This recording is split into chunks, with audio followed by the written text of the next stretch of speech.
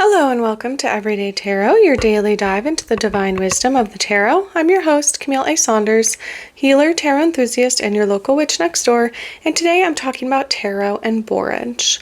Whether you're a seasoned tarot reader or just starting to explore, this podcast offers daily insights, intuitive messages, and practical advice drawn from the cards. Each episode is designed to help you connect with your inner wisdom, find clarity in your decisions, and tap into the energy of the universe. Tune in every day, Monday through Friday, for fresh perspectives and empowering guidance from the tarot as interpreted by me. Thanks so much for those of you who were able to attend my virtual tarot card creation event recently. If you signed up but were unable to make it to the live event, you should have the replay of the event recording, the PDF I made with my step-by-step process, and an offer to join my upcoming series called Tarot for Transformation. So check your emails for that. If you weren't able to attend live or didn't register in time, you can go ahead and get the full hour-long recording with my step-by-step method, examples of the tarot cards I've created, journaling questions, and a PDF to walk you through it for just $33. The link will be in the show notes to purchase that. I'm going to be offering a 12-week Tarot for Transformation live course this summer. So if you're interested, sign up here in the show notes for more information. If you love the show, the best free way to support it is by listening daily, leaving a review, and subscribing or following in your favorite podcast app. I just updated my Patreon benefits to be bigger and better than ever, so I will be hosting live episodes every new moon to do a new moon collective tarot reading. And if you join the lovers of the podcast level on the Patreon, you'll get access to an exclusive Discord to chat with me during the live stream, and I will pull a card for each one of my patrons in addition to the new moon collective spread. If you want an individual card pulled for you once a month live on the podcast, join the Everyday Tarot Patreon family at the lovers level. If you'd like to support the podcast even further, you can get a one-time individual 5-card reading in addition to all the other benefits if you join the Witch Bitch level on the Patreon. If you're local to the greater Puget Sound area, check out my Let's Talk Tarot meetup group for the latest event postings. So the next two that are coming up are I'm leading a full moon women's circle local event on July 10th at 7 p.m. So the link to sign up for that will be in the show notes as well. And I will also be at Tacoma Pride July 12th from 12 to 6 p.m. in Tacoma. It will be held in Wright Park, and I'll be there with all of my tarot card crafting supplies, being a crafting table at Pride. So I'm really excited for that. So if you're local to me and you want to see me in the wild, you can come to my full moon women's circle, or come see me at Pride. I will have free stickers that have my podcast logo on them, and lots of other ways to connect with me there. All right, and if you're interested in my free PDF with the 2025 5-card tarot spread I created just for you, my lovely listeners, at the beginning of this year, you can get that by joining my newsletter list.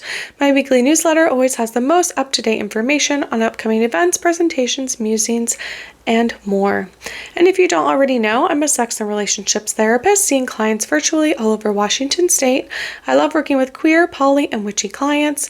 If you'd like to work with a therapist that doesn't judge you, is witchy, just like you, and helps you learn how to deal with anxiety, chronic pain or illness, communication issues, self-advocacy, and sex, head to my website and book a free consultation now to start your journey.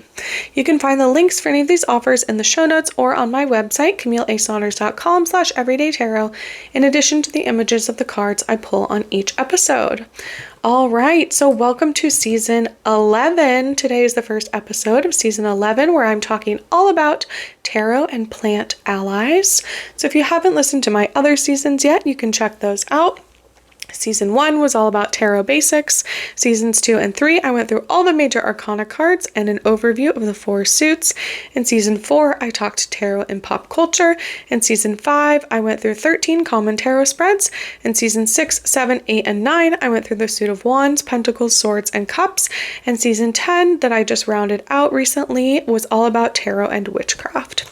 So like I said, now we are here in Season 11, where I'm talking all about tarot and plant allies, and today I'm talking about tarot and borage. So first of all, what the heck is borage? I don't think I had ever heard of it until I started gardening. Maybe I'd seen it I don't totally think so. It's not super common, honestly, but it's one of my favorite plants to grow. I love looking at it. It feels inherently witchy. They have blue flowers and with 5 petals each. And it also has 5 green leaves, like one between each petal. So very magically coated, I would say. I have some in front of me right now, so I'll have some pictures of Borage the plant and a drawing of Borage as well on my website or on my Instagram if you want to take a look at what it looks like. If you don't want to go there, you can always Google it. But yeah, the plant has very green, sort of spiky leaves, not spiky like a rose plant where there's thorns, but spiky like just sort of like you wouldn't necessarily want to eat it without cooking it. It is sort of a like mucilage plant is the word that comes to mind. And interestingly, like the plant magic around borage and some of its usage are related to sort of soothing, courage, strength. I even found somewhere where they were talking about that borage can be used to soothe your solar energy. So, right, sometimes we have plants that we want to sort of like that help elevate to right into excitement or to sort of elevate us. And I'll probably talk about some more of those in the next couple episodes. So very sunny plants, often maybe spicy like ginger or cayenne, or cinnamon or basil or peppermint, right? All of those kind of have this like warming effect when you eat them. And so borage is sort of considered the opposite of that. So it's in this category of plants that are helping soften, relax, create a sense of calm for your sun energy. So I thought this would be sort of appropriate, at least for me right now. We just passed the summer solstice. We're in between sort of witchy pagan holidays with Lugnasa coming up on August 1st, which is actually borage is a common plant used at that time when you, again, are sort of in the height of the heat and it's been going on for a while, at least in the northern hemisphere at that time of year, and you want some soothing. Right, we can think of other soothing plants. This isn't on the list here, but like aloe, they put lavender on here, borage is on here, poppies, rose, dandelion root. So again, we're sort of thinking about this season is going to be sort of the overlap of witchy aspects of the plant, right, and tarot and sort of correspondences, and then also like herbalism, so how you might use the plants almost as medicine. I am not trained as an herbalist. I'm gonna dabble a bit in talking about that, but the main thing is going to be how do you work with this plant, which is why I'm calling the season plant allies. So right, we're not necessarily talking about plant medicine fully, we're not talking about plant magic fully, we're talking about sort of, again, like working with the plants, this idea that plants are their own beings and each plant is different. And so thinking about, how you work with that. So borage, they have blue flowers, like I said, or purple, kind of depends on what age the flower itself is. I think they turn more purpley over time, or they get sort of maybe bleached by the sun a bit and turn more pinky purple. They're very good for grounding, for cooling, relaxing, like I said. And a lot of plants that have that quality of this sort of like, if you've ever had okra and maybe you didn't like it, where it can be this kind of like mushy aspect of a plant. So borage, the leaves and stuff, if you were to cook them down, they would sort of act like that. if you pull borage the plant or break things off of it other than the flowers, you get sort of like a milky or a stickiness of the plant. So that is part of it.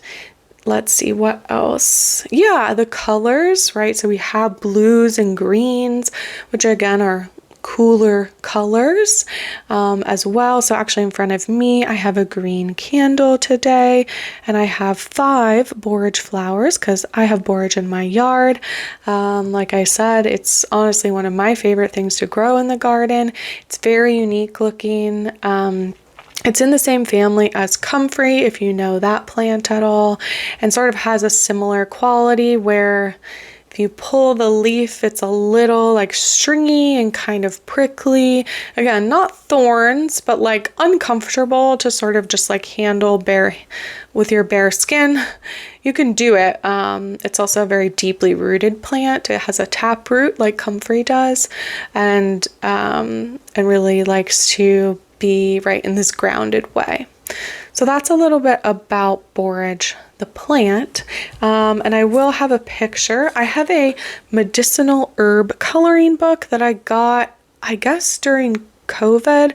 I looked in the introduction, and it talked about the book was created during the coronavirus pandemic as a way to help people learn about herbalism through the soothing and therapeutic action of coloring.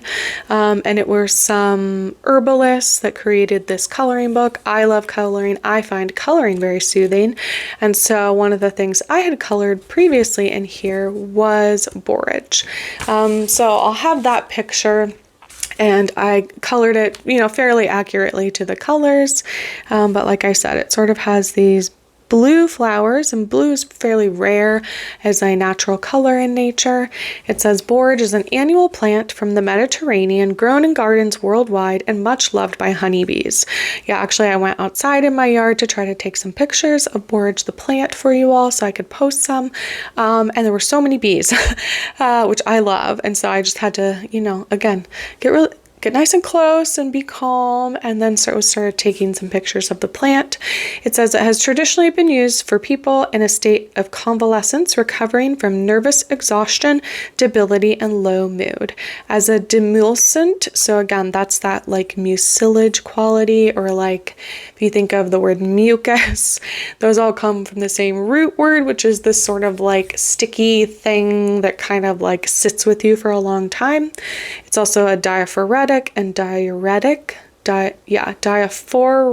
and a diuretic, and borage leaves and flowers can help with respiratory infections. The oil from the seed is valuable for people struggling with premenstrual tension, rheumatism, eczema, and chronic skin conditions. And a lot of those conditions that it helps with are things that are sort of about inflammation or redness.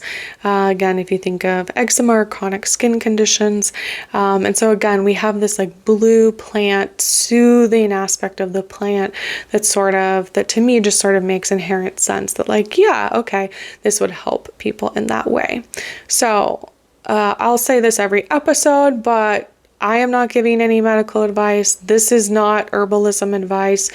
Don't just go outside eating this plant and thinking that, it's going to help my rheumatism or my eczema. If you want to work with the plant by ingesting it in any way, a safe way to do that is you can pick the flowers. So the blue little flowers, they're pretty easy to pick. You can also clip them off. And a common thing to do with them is put them in salads. If you've ever maybe been to a fancy restaurant and had a salad that had edible flowers in it, that can be very fun. So borage, the flower itself tastes like a cucumber. If you kind of know what that is like. Again, another kind of cooling plant or produce. And so you can safely consume the flowers without an herbalist, I would say. Beyond that, I would say contact your chosen medical provider, naturopath, herbalist, if you want to consume or ingest or put the plant on any other part of your skin or body. And I will again say that every episode. But even just working with the plant, it could look like We're going to talk about some tarot cards that are associated with the plant in a minute. So you could pull these tarot cards out. You could purchase this medicinal coloring book if you wanted to get to know some other herbalist plants that I'm going to probably talk about.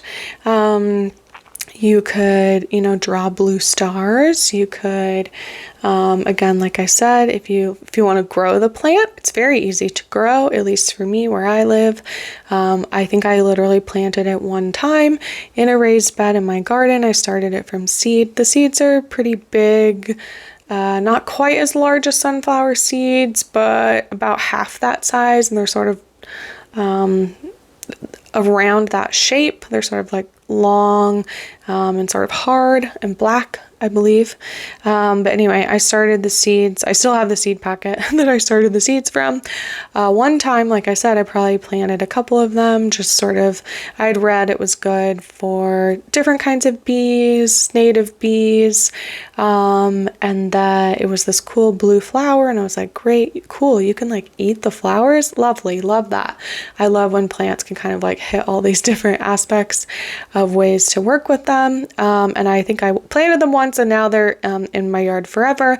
They will sort of seed themselves and move slightly. They're not challenging to get rid of, and actually my chickens love to eat them. They'll eat all the flowers off and then sometimes eat some of the leaves, so I love that too. So if I ever get some in like my garden pathways, or if they start to spread in places that I don't want them to, I just pull them and give them to my chickens.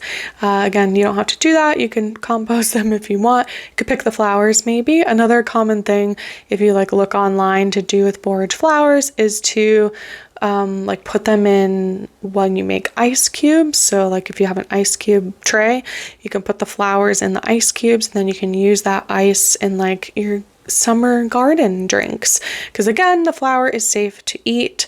So of course, if the ice melts and it ends up in your drink and you accidentally eat it, like it's okay. So that is lovely as well. And like I said, it is this sort of magical looking plant, or at least the flower with like, we have a very like pentacle and pentagram sort of vibe, where we have 5 petals. Like I said, we have 5 green sort of leaves in between. And like I said, it's a fun plant to grow.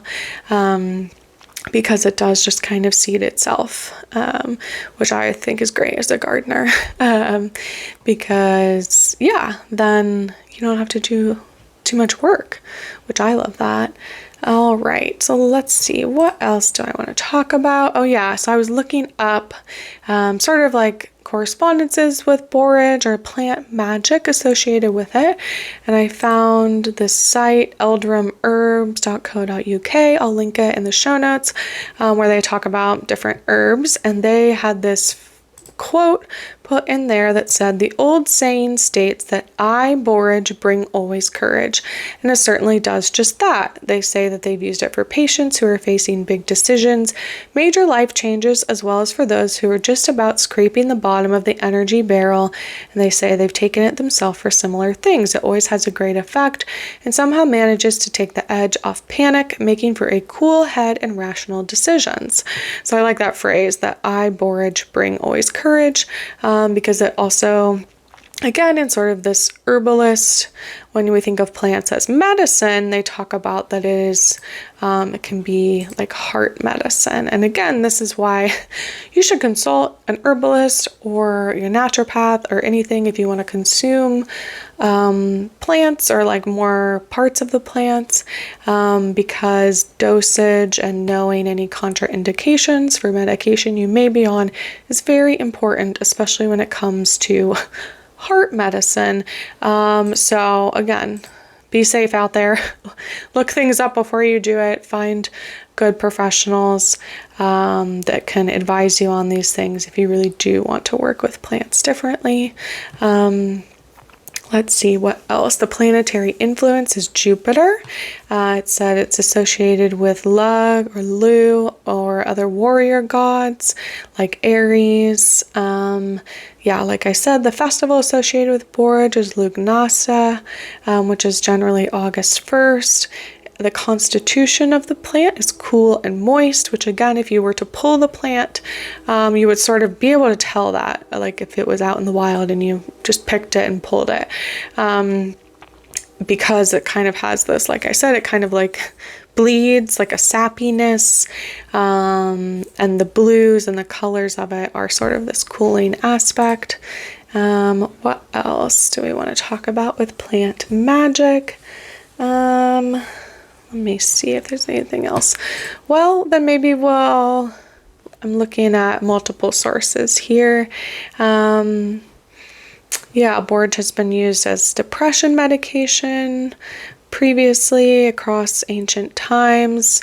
It can be used in charms, spells, rituals, or potions to stimulate courage and strength. Like they shared on the Eldrum Herbs website, that right, if you have to make big decisions, or sort of like if you're feeling burned out, right? Again, if we think about the word burned out, it's like a fire burning out. So if we think about how do you revive after such things, is generally to do something the opposite, which would be this cooling, which also, it sounds like this goes along with Jupiter, evoking expansive feelings of joy and enthusiasm. It says another thing you can do with some flowers, you could put them in a pouch. You could dry them as well if you wanted, and put them, it says, close to your heart if you want that.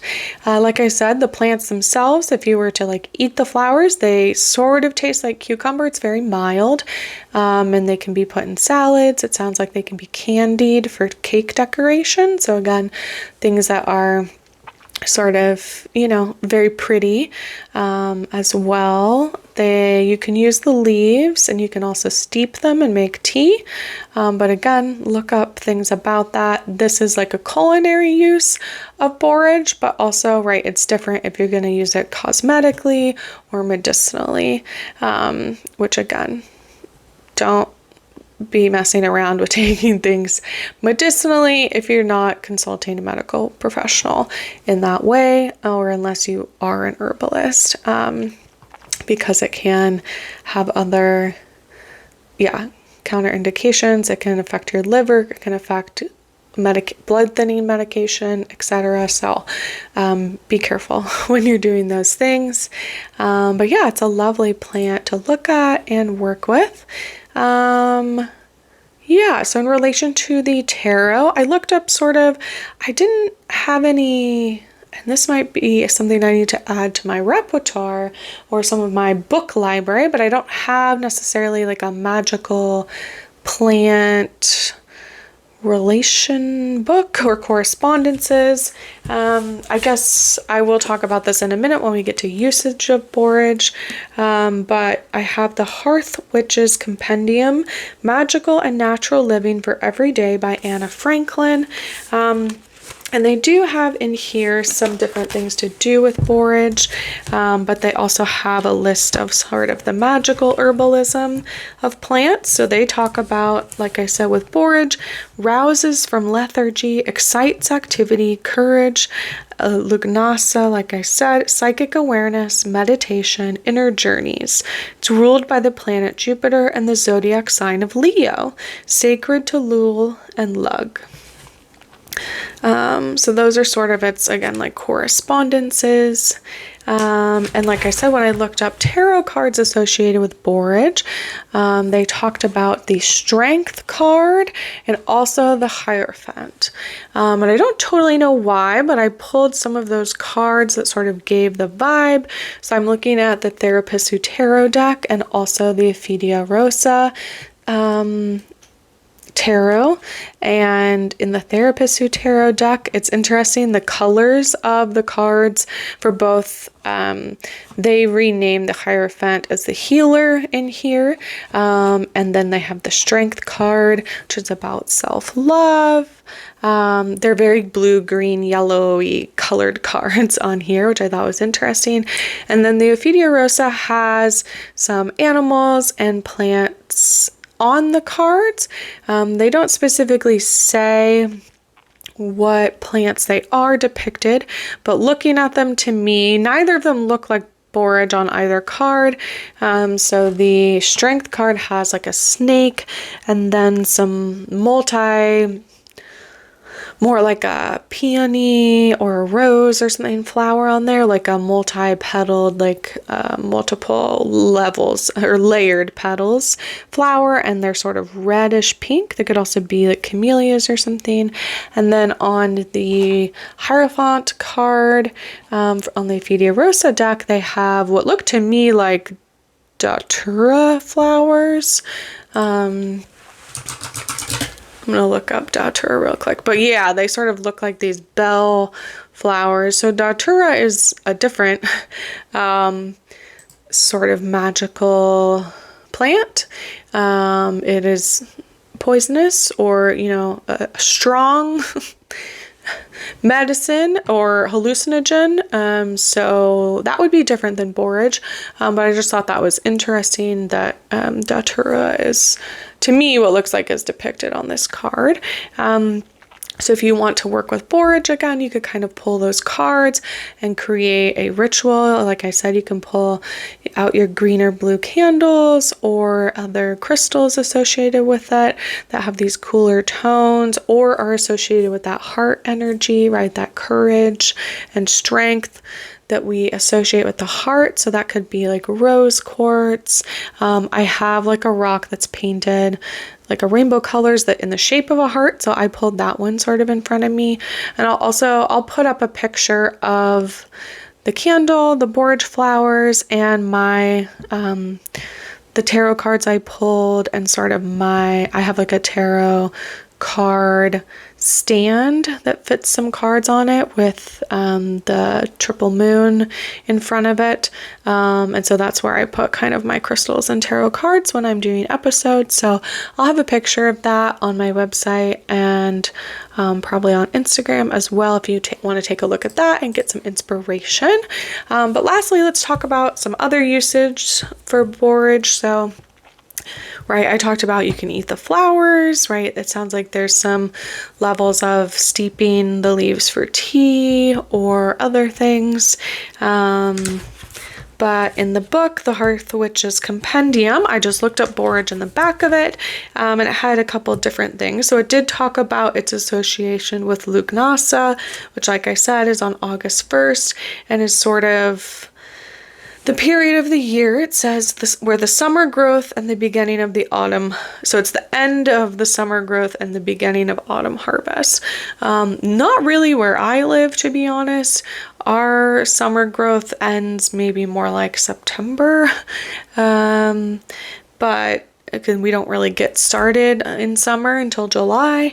But that is sort of the traditional way of celebrating that festival, which is interesting too, because you sort of have like midsummer or solstice right in the end of June, which is about like the height of the sun, and then you have Lugnasa, which is more about right where you might want some cooling aspects. Like I said, it's been hot for a couple months, right? You're sort of maybe over the sun, or you're kind of looking for ways to cool off, make rational decisions, take your edge off the panic, like they talk about with borage. And so they list borage in here as special ritual foods of Lugnasa. They list apples, basil, borage, chicory, fenugreek, fennel, honeysuckle, poppy seeds, grapes, vine leaves, and nasturtium flowers, as well as potatoes, bilberries, don't know what those are, and other soft fruit, wine, beer, and bread. So all of those things are associated with that holiday, which is interesting. So borage is in there. And at least right now, yeah, my borage is really going strong right now. I'm on recording this July 7th, 2025.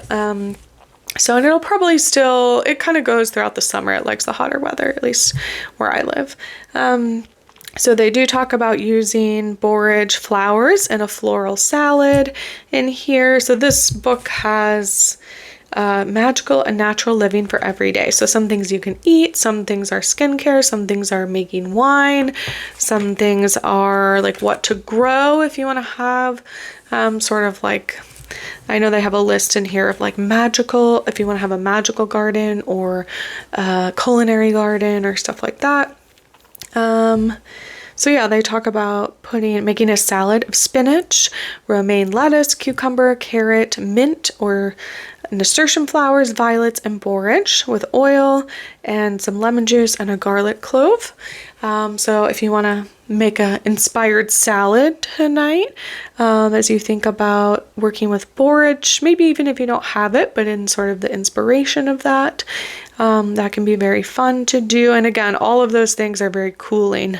You have nasturtium, which is like a very, also the whole part of the plant is edible and you can eat the flowers on those. Violets, right, are violet colored. We have that purple blue aspect to them. Nasturtium have bright green leaves and usually are between like yellow, orange, red kind of flowers. And they use mint, right? Another cooling thing. Cucumber, cooling. Carrot is generally cooling, maybe unless you cooked it or added spices to it. But all of those things are very in line with the cooling aspect of borage, as we previously spoke about. And then yeah, I thought it was interesting that it was associated with Leo. I don't know if that's just, again, because of the time of year that it's associated with the Lugnasa, which would be during Leo season, zodiac-wise. But yeah, that was just kind of interesting to me. Because again, Leo, okay, so maybe part of it is that Leo is, right, this fire sign, high energy. So, right, you could potentially use borage as a way to, if you have a lot of Leo in your chart and you want to sort of work with it or calm it down a bit, if you maybe need to work on being grounded or work on, not taking on too much or getting burned out, borage would be a good plant to work with there. And the last thing I wanted to say was I did find online, like I said, I don't have any decks that are botanical decks right now. I have some that have plants and animals on them, but none specifically. But I did find one online. It is the Druid Plant Oracle by Philip and Stephanie Carr-Gom. The art is by Will Worthington, and they have a borage card, and it says, "Courage comes in many forms, from heading into literal battle to having an uncomfortable conversation. Perhaps today is the day to have more courage to tackle an issue that's been on your mind or heart, and blessings for that." The card in this one has borage on it. It has some other plants, actually thyme and rosemary, which are often in flower at the same time of year that Lugnasa would be happening and that borage would be flowering. It says borage, like I said, associated with courage.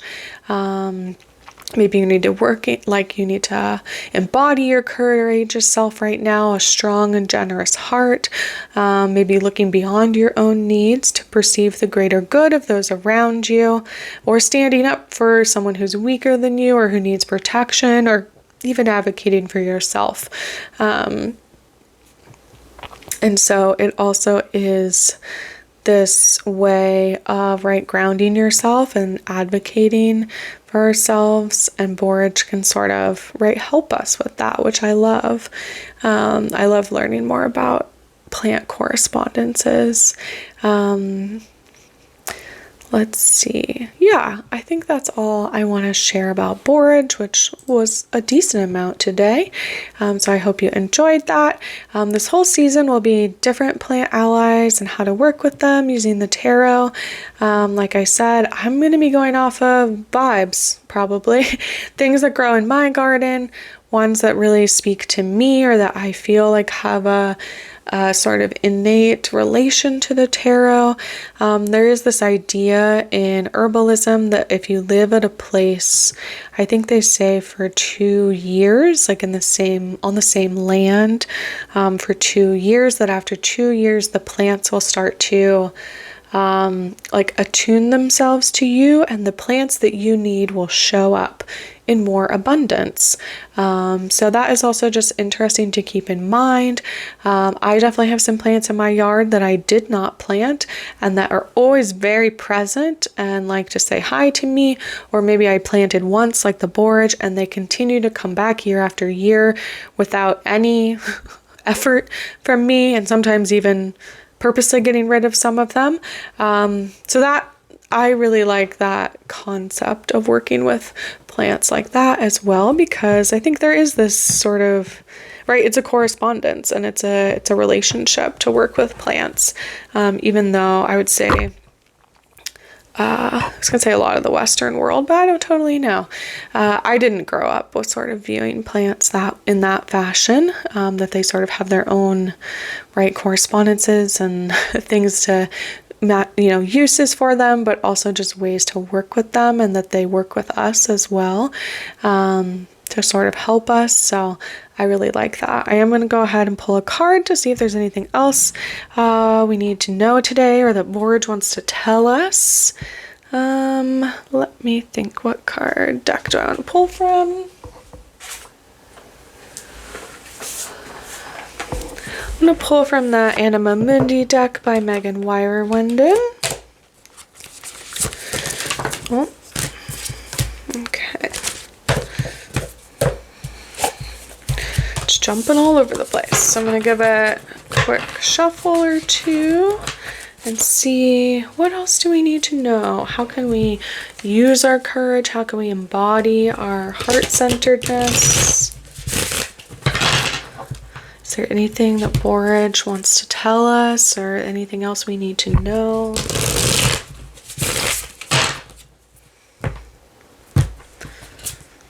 All right. Oh, I got the World card. How lovely. The World is the last card in the Major Arcana, and in this deck, the World is depicted as the Amazon rainforest.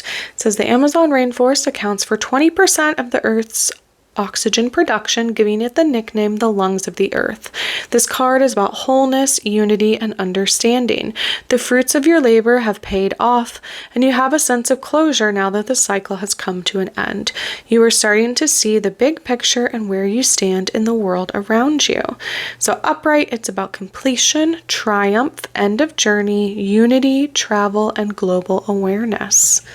Well, no small potatoes is my first thought there, right? Only about the whole world and how we interact with it. And again, like I said, it's the last card in the Major Arcana, so it's a very powerful card, as are all the Major Arcana cards, but right, it's about completion. Again, if we think about how the Major Arcana and the Minor Arcana are sort of the same journey, just spread out differently.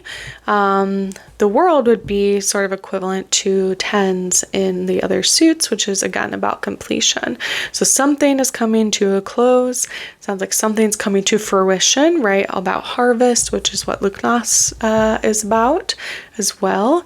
So yeah, it sounds like things are going well, and we're sort of, the fruits of our labor are coming to pass. So I love that.